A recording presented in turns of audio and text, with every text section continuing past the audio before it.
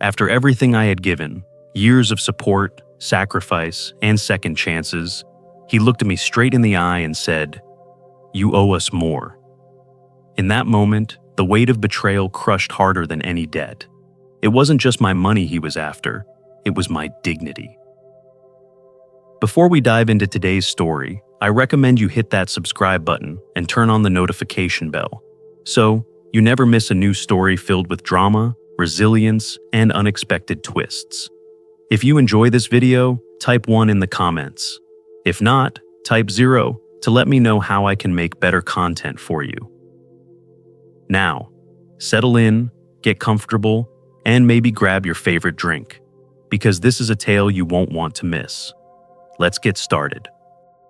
I was 62 years old when I finally stepped away from the world of blueprints and deadlines. For more than 4 decades, I had been a structural engineer, calculating load limits and standing on half-finished bridges while wind lashed against scaffolding. My life had been a steady rhythm of schedules, safety inspections, and quiet satisfaction when something I designed stood firm against time. When I sold my small consulting firm last year, I thought the silence would unsettle me. Instead, it felt like a long-awaited release, the unclenching of a fist I hadn't realized I was holding for years. The release took shape in a mountain lodge at Whitefish, Montana.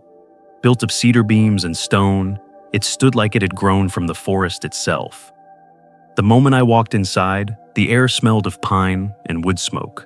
The great room opened to a wall of windows looking down over the lake, where in summer kayaks would glide across silver water, and in winter the ice would mirror the sharp blue sky. On the mantel I had placed a carved wooden sign I bought from a local craftsman. "Quiet stays earned." It was more than decoration. It was my vow to myself.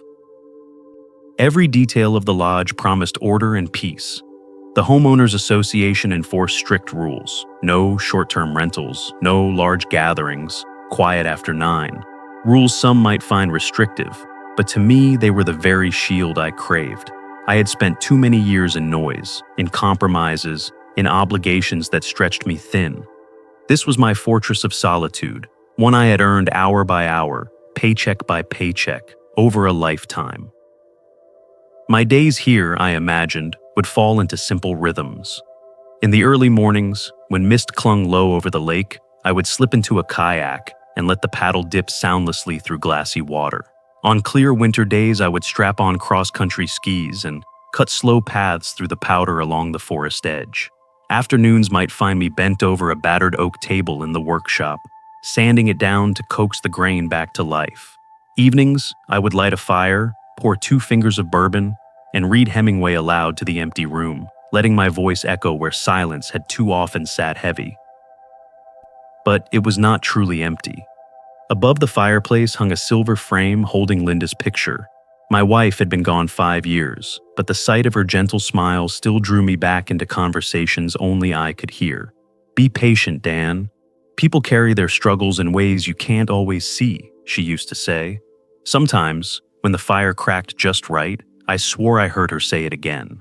Her absence had carved a hollow in me, but her memory filled it enough to keep me upright. She had been the warm light to my rigid edges, the one who urged me toward kindness when my instinct was caution. It was that voice of hers that had kept me reaching into my pocket for our son. Ethan was 34 now, tall and restless, his hair always longer than I thought practical.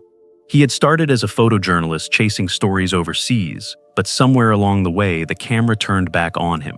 He became a content creator, as he called it, documenting van trips, exotic meals, and authentic experiences for his growing audience.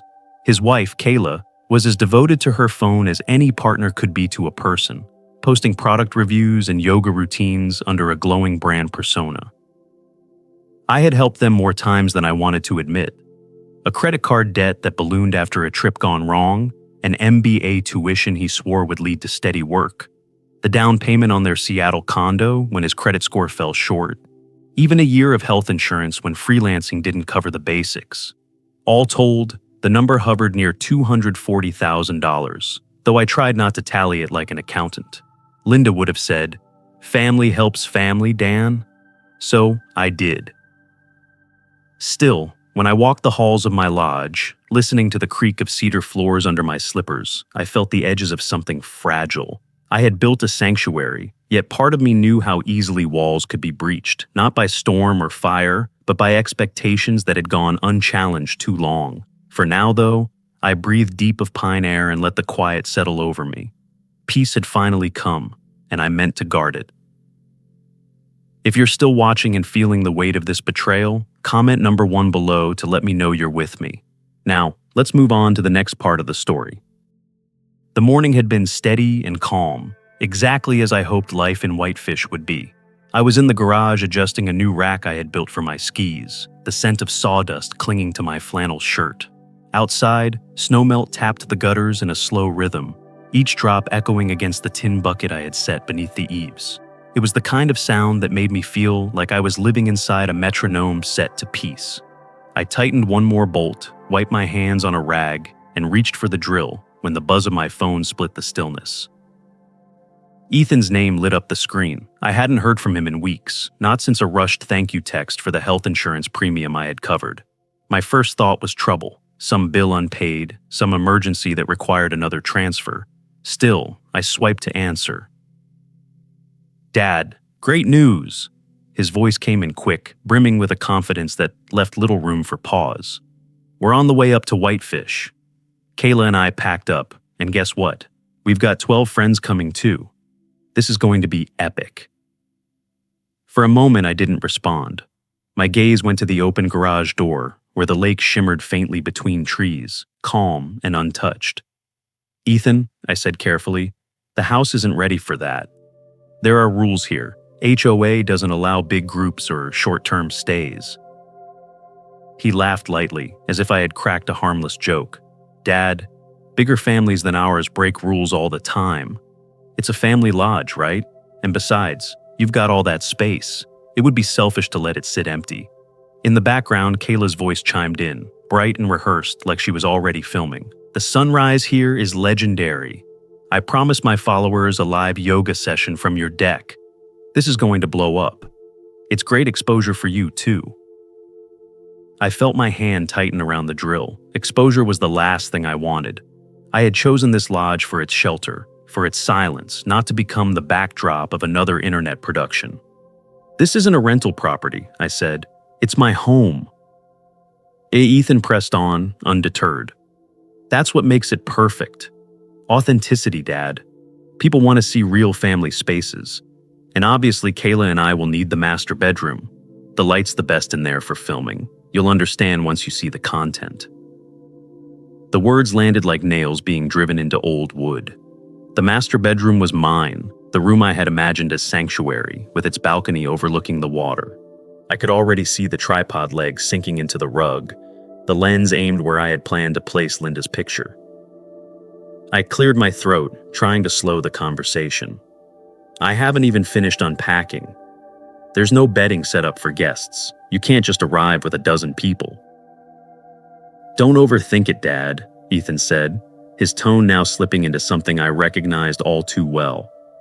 "You taught me family helps family. This is one of those times. Just make sure there are enough blankets. We'll bring the beer." The phrase echoed in my ears. Family helps family. Once, long ago, it had been my reminder to be generous with neighbors and coworkers.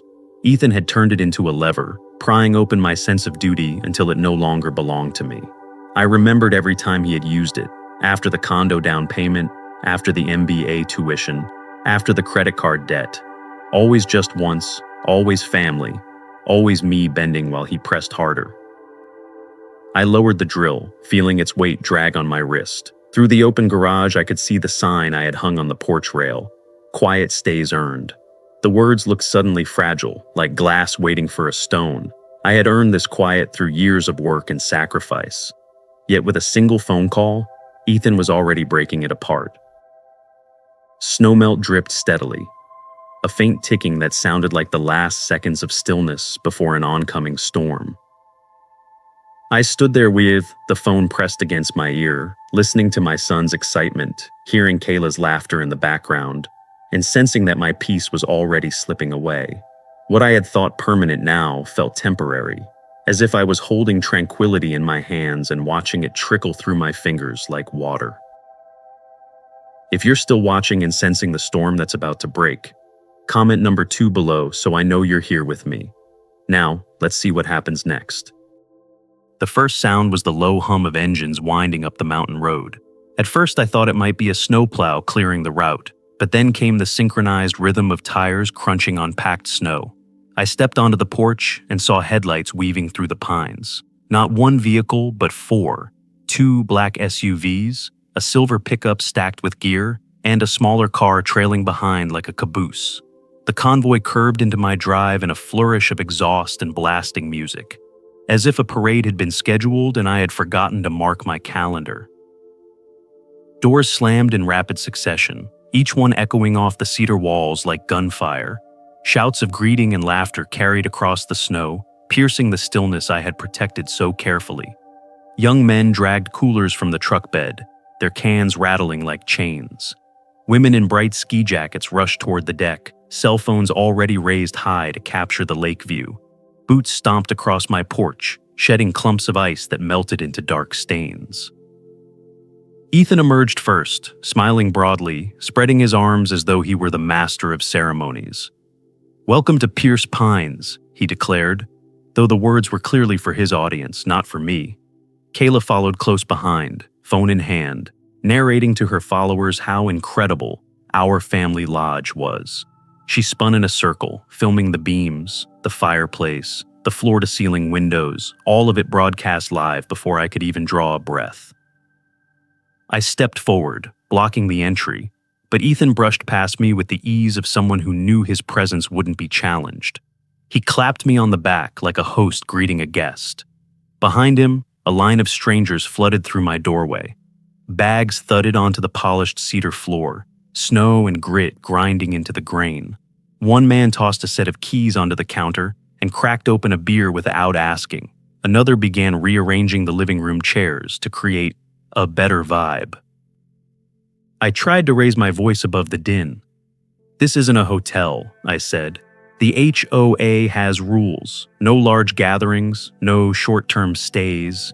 My words disappeared into the chatter. Ethan turned, grinning like he was diffusing a child's tantrum. "Dad, relax. We're family. HOA rules don't apply to us." His hand landed heavy on my shoulder, not affectionate but dismissive, like moving an obstacle out of his way. I shook him off. "This is my house. You can't just bring a dozen people here without asking." He leaned in, his smile stiffening. "Come on. Don't be selfish. Look how much room you have. Kayla and I will take the master. It's got the best light for filming. You'll understand once you see the content."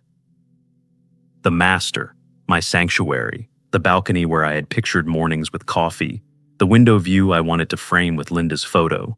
Even before I answered, Kayla had disappeared down the hall, her voice rising with delight at the perfect lighting. I felt myself surrounded, my protest drowned by clinking bottles and shouts about room assignments. A couple of kids I hadn't even noticed earlier were already chasing each other across the deck, their boots leaving streaks of slush on the planks. Music thundered from a speaker someone had found in their luggage. The lodge, my refuge of silence, now vibrated like a rental cabin in peak season. I tried again, my voice firm this time. "Stop. The master bedroom is off limits." But Ethan's laugh cut through me. "Dad, seriously? After all you've done for us, you think you can't share one room? We'll take care of it." The words struck like a blade wrapped in velvet, mock concern disguising entitlement.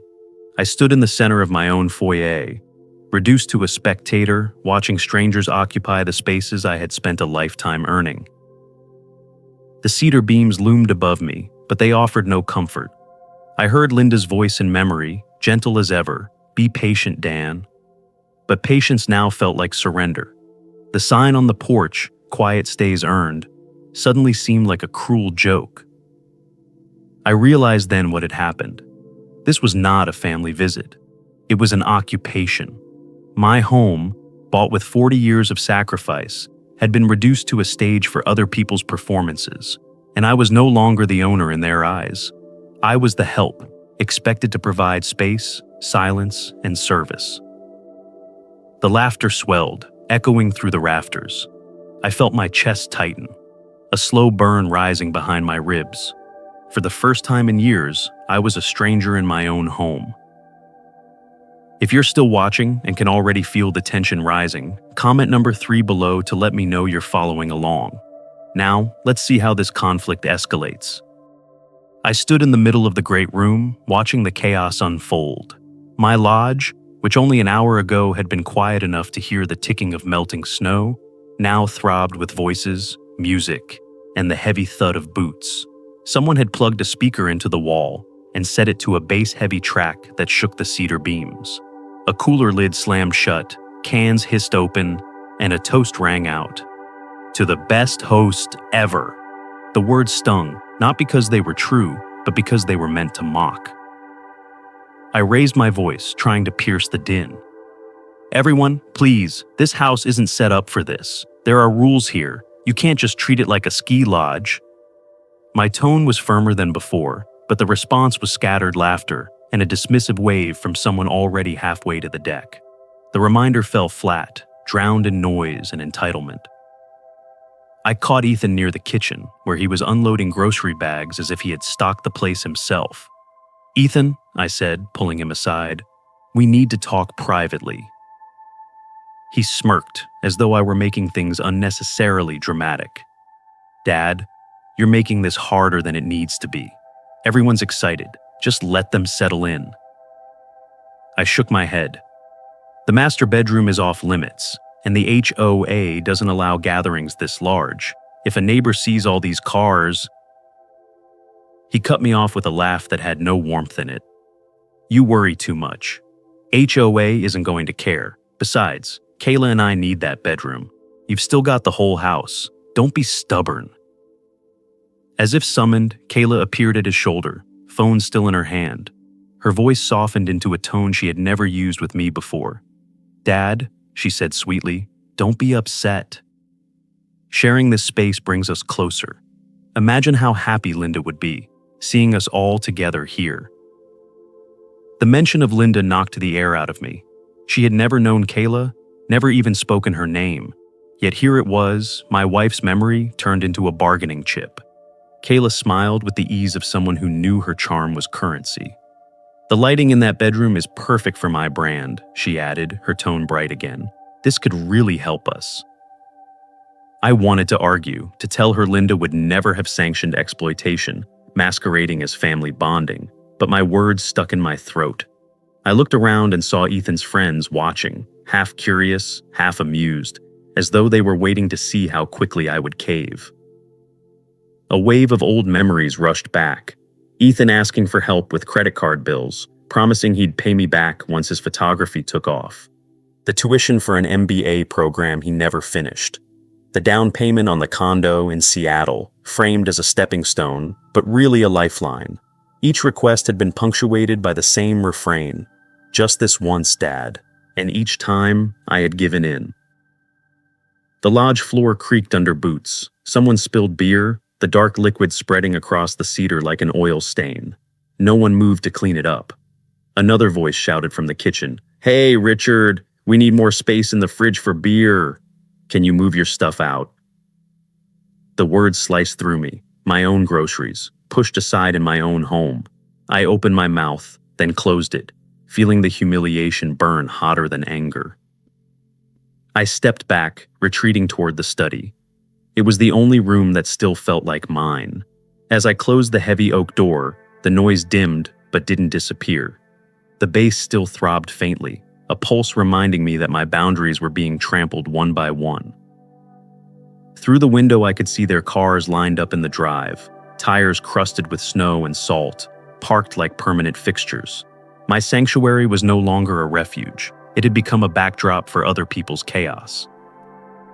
I sat at my desk, staring at the carved sign outside on the porch rail. "Quiet stays earned."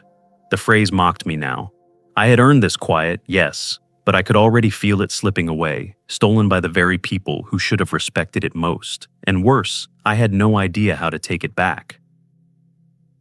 If you're still watching and wondering how far this will spiral, comment number 4 below to show me you're still here. Now, let's move deeper into the struggle. By nightfall, the lodge had become unrecognizable.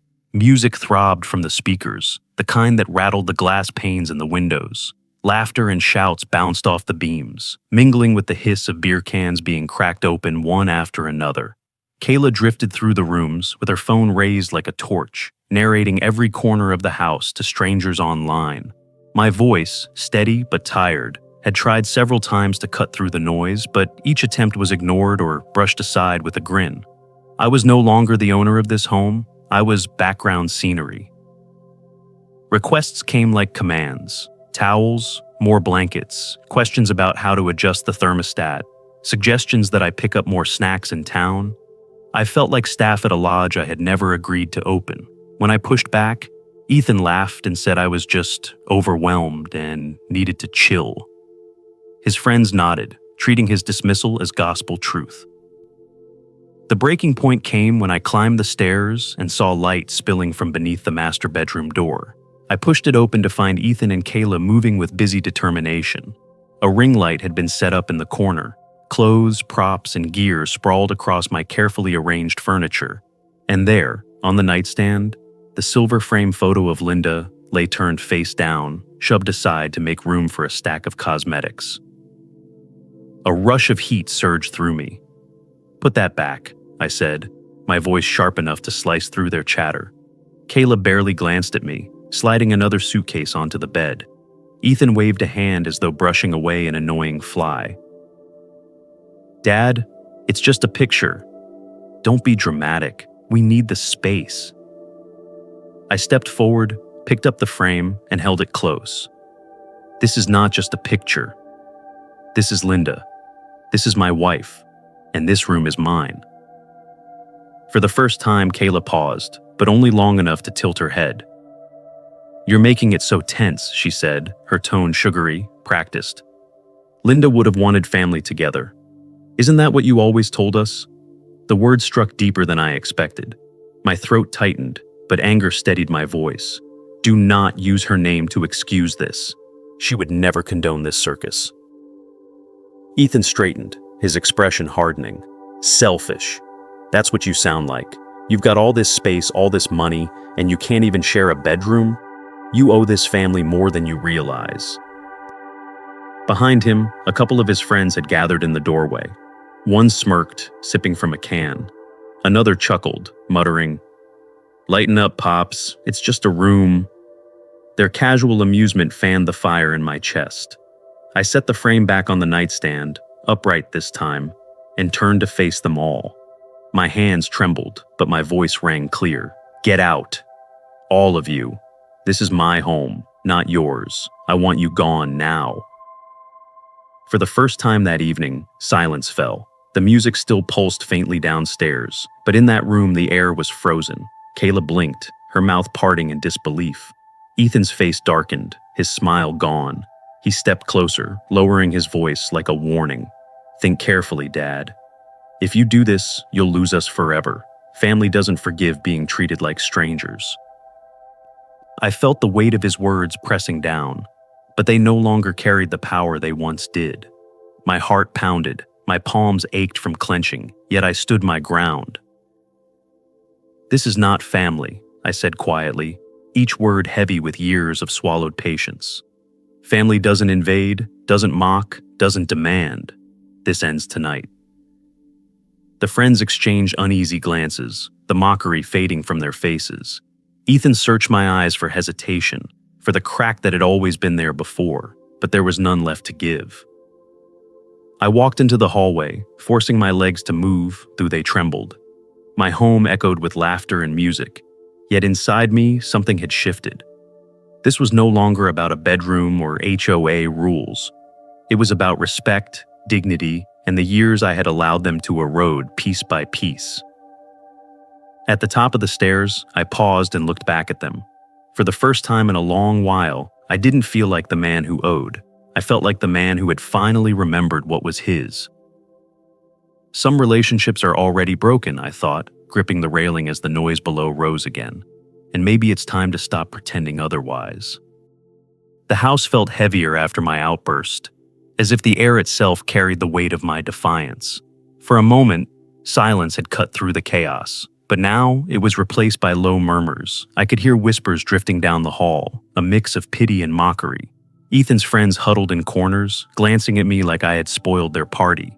Kayla's voice floated above them, pitched high and tremulous as she recorded herself in the living room, eyes glistening with manufactured tears. "It's so hard when family doesn't understand," she said softly into her phone, her tone crafted for strangers on the internet rather than the man standing a few feet away. I retreated toward the kitchen, needing space to think. The noise pressed against my skull, music still pulsing, laughter returning in cautious waves. I leaned against the counter, gripping the edge until my knuckles blanched. I had defended myself once, but the battle was far from finished. Ethan found me there, his footsteps heavy, his expression sharp. He lowered his voice to a threatening whisper. "If you push us out, you'll regret it. Family won't forgive you. Everyone will know what kind of man you've become." His words were deliberate, laced with menace. He wasn't just talking about estrangement, he was threatening my reputation, my standing with anyone who knew us. I swallowed, the weight of decades pressing down. I remembered the tuition checks, the condo down payment, the late-night phone calls for emergency cash. I remembered the times I told myself it was just one more sacrifice, that Linda would have wanted me to help. But Linda's memory now felt twisted in their mouths, her kindness repurposed into chains to bind me. After Ethan left, smug with his ultimatum, I slipped into my study and closed the heavy door. The lock clicked with a sound that felt like armor. At last, the noise outside softened to a muffled hum. I sank into my leather chair, staring at the familiar oak desk. My hands drifted to the drawer where I kept the property deed. The papers were cool under my fingers, solid proof that this home was mine, no matter what story Ethan spun. I picked up the silver frame photo of Linda from the desk. Her smile was gentle, her eyes steady, the kind of look that always reminded me to breathe before reacting. "Be patient, Dan," she used to say when Ethan's recklessness frayed my nerves. I pressed my thumb against the glass. "Patience isn't the same as surrender," I whispered. She had asked me to be kind, not to be blind. The carved sign outside, "Quiet stays earned," flashed in my mind. I had earned this peace through 40 years of work, through nights of overtime and mornings on construction sites, while wind whipped around me. I had not endured all that just to see my sanctuary hijacked by entitlement and live streams. My pulse steadied as the realization settled in. This was not a choice between solitude and family. This was a choice between allowing myself to be diminished or reclaiming the dignity I had misplaced in years of giving. Linda would have understood the difference. She had loved my generosity, but she had also respected my boundaries. I reached for my phone, my fingers no longer trembling. The decision had been made long before this moment, forged by years of manipulation and disappointment. Tonight, it only crystallized. I dialed the number, each ring steadying me further until the calm voice of the dispatcher answered. "Yes," I said clearly, "I need police assistance. There are people in my home who refuse to leave when asked." The dispatcher asked for details, and I laid them out with measured precision. I was the homeowner. I had the deed in my possession. There were at least a dozen uninvited guests. No weapons, no immediate danger, just trespassers who would not respect my word. As I ended the call, I leaned back in the chair, a quiet resolve settling into my bones. For too long, I had believed peace meant avoiding conflict. Now I saw that peace sometimes required confrontation. It required drawing lines in cedar and stone, lines no one could cross without consequence. Down the hall, I could still hear Ethan's voice rallying his friends, Kayla's whimpering performance for her audience. But their noise no longer pierced me the same way. I had made my choice. I would no longer bend. I would no longer apologize for demanding respect in my own home. The deed lay on the desk before me, the photo of Linda beside it. One was proof of ownership, the other a reminder of love. Together they gave me strength. For the first time since they arrived, I felt not fear, but clarity. If you're still watching and holding your breath at this turning point, Comment number 5 below to let me know you're with me. Now, let's uncover the choice that changes everything. The study was quiet except for the faint hum of the heater and the muffled noise from the living room. I sat in the leather chair, Linda's photo on the desk beside the deed, and listened. What had once been carefree laughter now broke into fragmented arguments. Whispers rose and fell, the sound of nervous pacing, the slam of a door upstairs. It was the sound of people realizing the fun was over. I leaned back, hands folded over my stomach, strangely calm. For once, I wasn't scrambling to smooth things over or writing checks to make problems disappear. The law was on my side, and the police were on their way. It was no longer my word against theirs. It was a matter of right and wrong. That thought steadied me. From beyond the study door came Kayla's anxious voice, higher than usual. "This could ruin everything," she said to someone. "If this gets out, my sponsors, my followers, what will they think?" Her words tumbled over themselves, more concerned with image than reality. A male voice answered, one of Ethan's friends.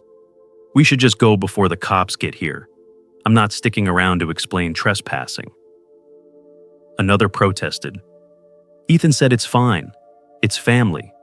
They can't arrest us for visiting family." The argument looped in circles, louder and more desperate. The party spirit had collapsed, replaced by panic. I glanced at the window. Headlights bounced across the snow, growing closer. A faint glow of red and blue flickered against the pines, then cut sharp beams across the driveway. Tires crunched to a halt outside. Doors opened, and boots stamped against the snow. The firm, authoritative knock that followed reverberated through the lodge, nothing like the casual pounding of Ethan's guests earlier. Ethan's voice called out quickly, too quickly. "I'll get it!" I heard him rush across the room, the front door opening with exaggerated cheer. "Officers, glad you're here. Just a family misunderstanding. My dad's been under stress since moving." I stepped from the study before he could finish, the deed in my hand. The officer stood in the doorway, one older with gray temples, the other younger but sharp-eyed. Their presence alone shifted the entire room. Kayla froze, her phone lowered for the first time all night. Several of the guests shrank back, clutching their bags. "Officers," I said, my voice steady, "I am Daniel Pierce. This is my property. These individuals entered without permission and refused to leave when asked. Here is the deed." The older officer accepted the papers, scanning them briefly before nodding. He turned to the crowd. "Ladies and gentlemen, the homeowner has made it clear you are not welcome here. Family or not, property rights are absolute. You need to gather your belongings and leave immediately." A stunned silence followed. Then came the shuffle of movement, bags being zipped, cans discarded hastily into the trash. One of Ethan's friends muttered under his breath, but he moved toward the door all the same. Kayla's eyes welled with tears, but it wasn't grief, it was calculation. "Daniel, please," she said softly. "We just wanted to spend time together. This looks so bad." The younger officer cut her off. "Ma'am, this isn't about appearances. You were told to leave. If you stay, you risk arrest for trespassing." Ethan tried one last time, his voice firm but brittle. "Dad, think about what you're doing. This will follow you. Family doesn't forget things like this." I met his gaze and held it, unblinking. Some things shouldn't be forgotten. The group moved reluctantly toward the exit. Boots thudded on the cedar floor, luggage wheels bumped down the steps. One by one they disappeared into the cold night, their breath visible in the light of the squad car. The officers waited until the last vehicle backed out of the drive, then turned to me. "Mr. Pierce, if they return without your permission, call us immediately. Tonight establishes a clear record." "Thank you," I said simply. My voice carried more relief than I intended. When the door closed behind them, silence returned. Not the easy silence of morning snowmelt, but a heavy one, filled with the residue of conflict. I walked back to the study, picked up Linda's photo, and held it close. For the first time in years, I felt I had defended not just my home, but myself. Still, emptiness lingered. The lodge was mine again, but the battle was far from over. Ethan's threats hung in the air, promises of fallout yet to come. I set the photo back on the desk beside the deed. Tonight, at least, the house was quiet, but I knew this was only the beginning. The silence that followed their departure was unlike anything I had known. It pressed against my ears, not comforting, but heavy, as though the house itself had absorbed the chaos and was still vibrating from it. I walked slowly through the lodge, each step revealing the cost of the invasion. Empty beer cans sat on the counters, muddy boot prints trailed across the cedar floor. A chair had been dragged crooked against the wall, its arm scraped by someone's careless suitcase. The master bedroom bore the worst wound. Linda's photo tilted on the nightstand, the glass smudged with fingerprints that were not mine. I righted the frame and whispered, "They're gone, Linda." Yet the relief was shallow. My home was mine again. But it didn't feel like a victory. It felt like survival. By morning, my phone buzzed relentlessly on the nightstand. Dozens of notifications piled one after another, and with each vibration my stomach tightened. Against my better judgment, I unlocked the screen. Ethan's face appeared at the top of my feed, his post already shared dozens of times. My father kicked us out of his house last night. He called the police on family. We just wanted to spend time together, but money changes people. Beneath it, Kayla had uploaded a video from their car. Her eyes were rimmed red, her voice trembling. "I don't understand how someone who used to love us could turn so cold. We wanted to celebrate family in his beautiful lodge, but he treated us like criminals." The comments spilled downward, each one another stone against my chest. Old neighbors wrote words like heartbreaking and unbelievable. Colleagues from years past wondered what had happened to the man they remembered as generous. A few even suggested I was bitter in my old age. Ethan had seized the narrative while I was still sweeping up the mess. I set the phone face down and pressed my palms against my eyes. For a moment, doubt gnawed at me. Had I gone too far? Should I have tried harder to reason, to compromise, to avoid this fracture? Linda's voice echoed in memory. "Be patient, Dan. Kindness matters." But kindness, I realized, was never meant to be limitless. What I had given Ethan and Kayla over the years, the tuition checks, the condo down payment, the emergency cash late at night, had not been kindness. It had been surrender, disguised as generosity.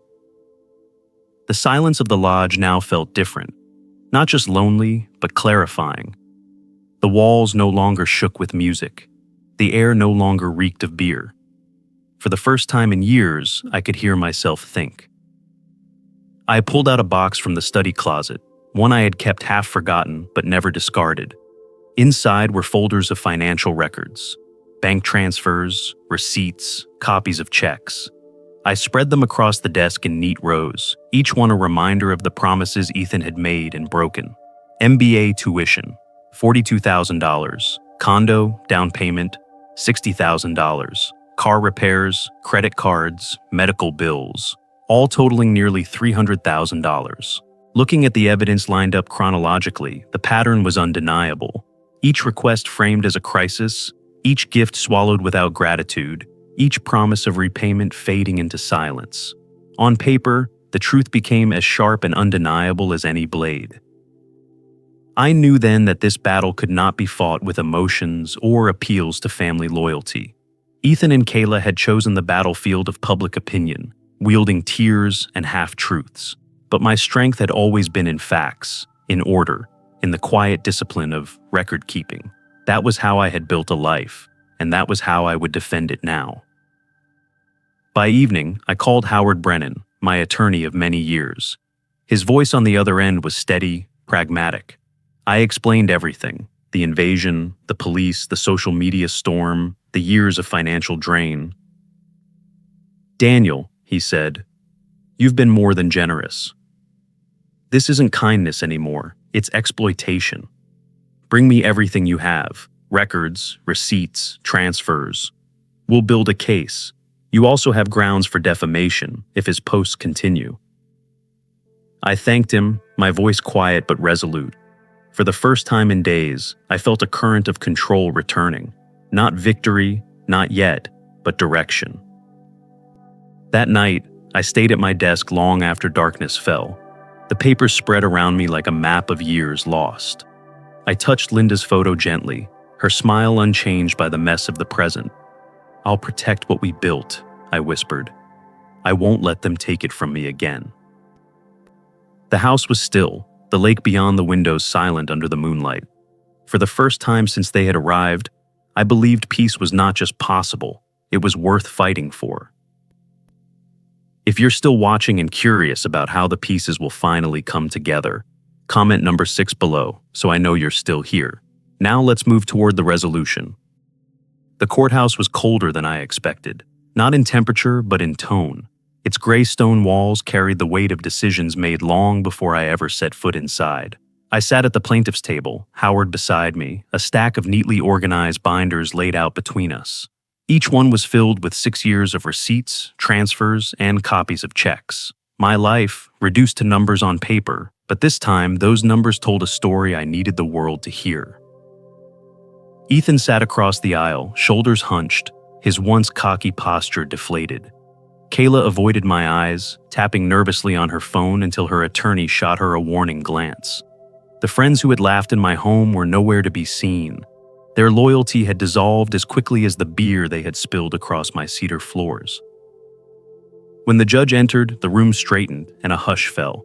Papers shuffled, a gavel struck, and the formality of it all tightened my chest. But when Howard stood to present our case, calm and deliberate, my pulse steadied. "Your Honor," Howard began, sliding the first binder forward, "the evidence will show a consistent pattern of financial support totaling nearly $300,000. These funds were not gifts of affection, but responses to repeated promises of repayment. Furthermore, we will demonstrate that the defendants engaged in a defamatory campaign online, knowingly omitting this history to portray my client as cruel and selfish." The judge, a woman with a stern face softened by streaks of silver hair, adjusted her glasses and leafed through the documents. Page after page, each transaction glared like a spotlight on years of exploitation. Ethan's attorney tried to interject, calling them family gifts, but the judge raised a hand. "Counselor, your client's own social media posts contradict that argument. Here he promises repayment. Here he claims financial hardship, while evidence shows he was receiving substantial support."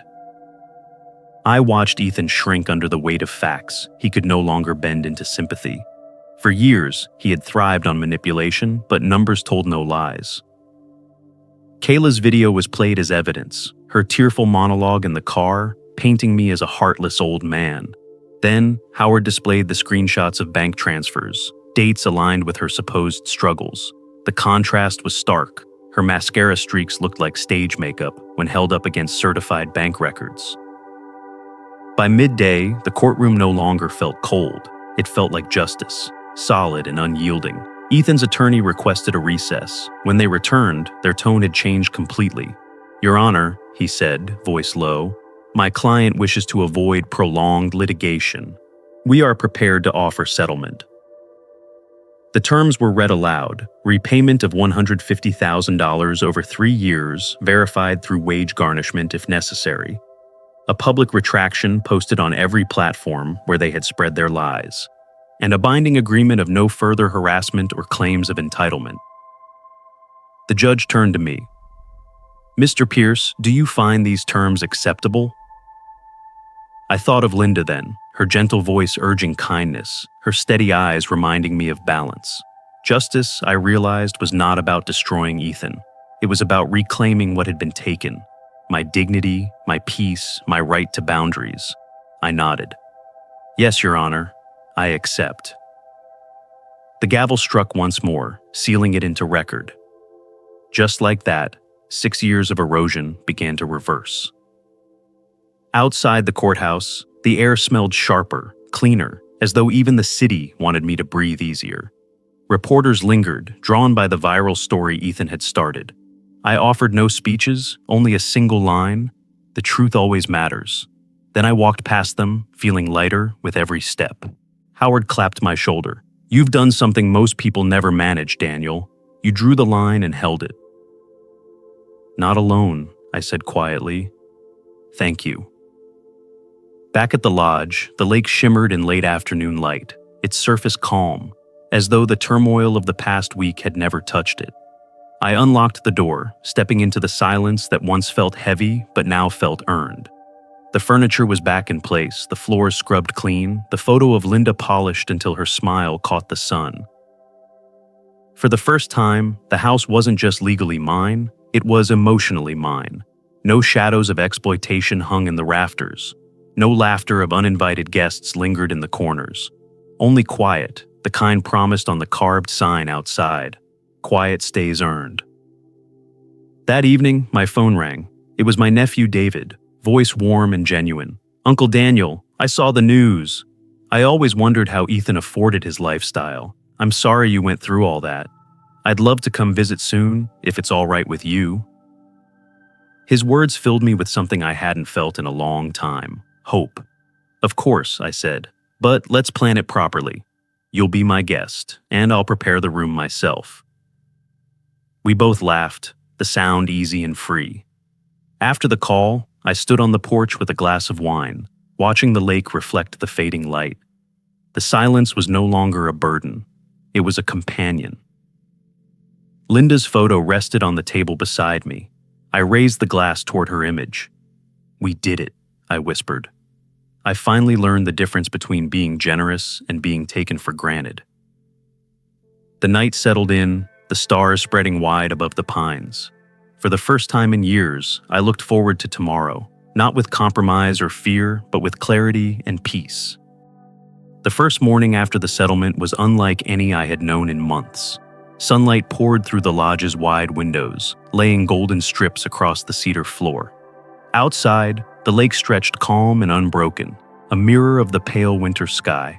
For the first time since Ethan and his entourage had arrived, the silence carried no weight, no tension. It was simply silence, pure, clean, and mine. I stood in the kitchen with a mug of coffee warming my hands, reflecting on the strange path that had led here. Not long ago, I had nearly given in. I had nearly let their noise, their guilt, their casual cruelty convince me that surrender was easier than standing up. If I had, I would have lost more than a bedroom or a lodge. I would have lost my self-respect. That realization still unsettled me. The line between peace and submission had grown so thin that I had almost confused one for the other. I walked slowly through the rooms, pausing in each space that had once been overrun. The master bedroom, once violated by bright ring lights and careless hands, was now serene again.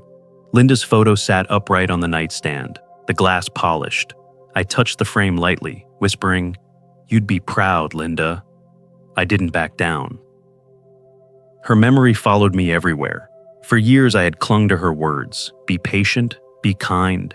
I had tried to honor her by giving without limits, but in doing so, I had allowed others to carve pieces from me until little remained. What I learned, standing against Ethan, was that kindness without boundaries becomes a weapon used against the giver. Linda had never asked me to be weak. She had loved me for my strength, my discipline, my quiet insistence on doing things the right way. That part of me had been buried, and now I had dug it out again. The phone buzzed on the counter, a notification from the bank. The first payment from Ethan's settlement had arrived. I stared at the screen for a long moment. The money didn't bring satisfaction. It never could. It felt clinical, like a receipt acknowledging the truth I had carried alone for years. Accountability mattered more than dollars. For once, he was forced to acknowledge what he had taken. Still, I felt no triumph. Justice had never been about revenge. It had been about reclaiming dignity. Later that day, I stripped the guest bed and laid fresh linens. David was coming to visit next weekend, and I wanted the room ready. Unlike Ethan, he had asked before making plans, respecting my time and space. That simple act meant more than all the hollow words of family obligation Ethan had ever thrown at me. Real family wasn't measured in blood alone. It was measured in respect, honesty, and reciprocity. David had offered all three without question. As the afternoon wore on, I sat at my desk with papers neatly stacked, the files that had once felt like a fortress of evidence. Now they felt like closure. I kept them in order, but I no longer needed to revisit every page. They had served their purpose. I poured myself a glass of wine as dusk settled, the lake glowing in streaks of crimson and gold. Stepping out onto the porch, I breathed deeply, letting the cold air bite my lungs. I raised the glass toward the horizon, then toward Linda's photo visible through the study window. "I'll keep being kind," I whispered, "but I won't be foolish again. Not with what we built, not with what we earned." A calm settled over me then, a peace that was no longer fragile or borrowed. It was the peace of boundaries drawn, of lessons learned. I understood at last that peace doesn't come from avoiding conflict. It comes from facing it with courage, from defending what is rightfully yours. The lodge behind me glowed warmly, no longer a battleground but a sanctuary. Ahead, the lake stretched into the distance, reflecting the first steers. For the first time in years, I looked toward tomorrow not with dread or resignation, but with quiet, uncompromised hope. There comes a time in every life when the lines between kindness and surrender blur so completely that one risks losing sight of the self. For years, it is easy to believe that generosity is an endless well, that the more we give, the more love will be returned. Yet the truth is both sharp and gentler. Generosity without boundaries is not love, but an invitation to exploitation. To live fully, one must learn that saying no is not cruelty. It is the deepest act of respect for oneself. The story just told carries a lesson that ripples far beyond its setting. It reminds us that dignity is not something granted by others, it is something defended within. Too often, people allow guilt, obligation, or family ties to erode their sense of worth. They confuse patience with silence and compassion with acquiescence. In doing so, they mistake weakness for virtue, but true virtue has steel at its core. It is compassion tempered by clarity, kindness balanced with limits. Peace is not found in avoiding conflict. Avoidance only breeds resentment, creating fertile ground for manipulation to thrive. Real peace is found in standing firm, in holding steady when the storm arrives, in knowing that boundaries are not walls but doorways, gateways through which only respect and reciprocity may enter. It is the recognition that love cannot exist without balance, and balance cannot exist without limits. The experience of betrayal, especially at the hands of those closest, carves deep wounds. Yet even betrayal carries hidden gifts. It forces one to look inward, to ask what has been permitted for too long, to reckon with the difference between affection and dependence. In this reckoning, the strength to change is born. Pain becomes teacher, hardship becomes catalyst, and the lesson, though hard won, is liberating. Respect is not negotiable, and silence is not peace. From that truth flows a deeper understanding of family. Family is not simply bloodlines or shared names. Family is made in the daily acts of respect, in words spoken honestly, in choices that honor rather than exploit. Those who demand without giving are not family in spirit, no matter what title they claim. And those who honor boundaries, who approach with humility and care, prove themselves kin in the truest sense. Life offers each of us a sanctuary, whether it is a home, a dream, or a quiet moment of rest. That sanctuary is not a gift to be surrendered, but a trust to be protected. To defend it is not selfish, it is essential. For only in defending what is sacred to us can we ever hope to share it authentically with others. Generosity, after all, loses its meaning when it is stolen. Its beauty shines brightest when it is chosen freely, given without coercion, received with gratitude. The lesson does not end with confrontation or even with justice in the eyes of the law. The deeper lesson is spiritual. That peace begins in the soul when courage replaces fear and wisdom replaces guilt. To walk through life without boundaries is to walk without skin, exposed to every wound. To walk with boundaries is not to close oneself off, but to protect the heart so that it may love longer, truer, and deeper. As the days pass and the silence of peace returns, one learns to embrace the value of limits. A closed door, when necessary, is not rejection. It is an affirmation of worth. A quiet refusal, spoken firmly, becomes a promise to oneself that dignity will never again be bartered away. And in that promise lies a freedom greater than any comfort gained by surrender. So, let the story stand as a reminder. Kindness is not weakness, and saying enough is not betrayal. It is, in fact, the highest form of self-respect. In protecting the life we have earned, we not only honor ourselves, but also the love and labor that brought us here. And when we draw those boundaries clearly, we find that peace is not fragile, not fleeting, but steady, anchored by the courage to defend what matters most. These turning points remind us that setting boundaries and valuing ourselves is not just an act of courage, it's the foundation of living with dignity. Now, I'd love to hear from you. What's one lesson from this story that you feel connected to? And how will you apply it in your own life? Let's grow together by sharing our thoughts. If this story resonated with you, drop a 1 in the comments. If not, feel free to leave a 0. Your feedback helps us improve. And don't forget to like, share, and subscribe for more stories that touch the heart and spark reflection. Thank you for watching, and here's to living life with strength, honesty, and authenticity.